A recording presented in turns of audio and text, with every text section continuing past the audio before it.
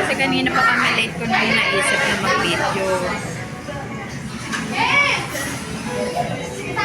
Shoutout to KMC.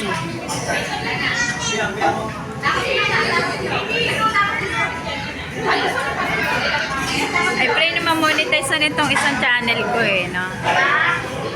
Para marami tayong blessing.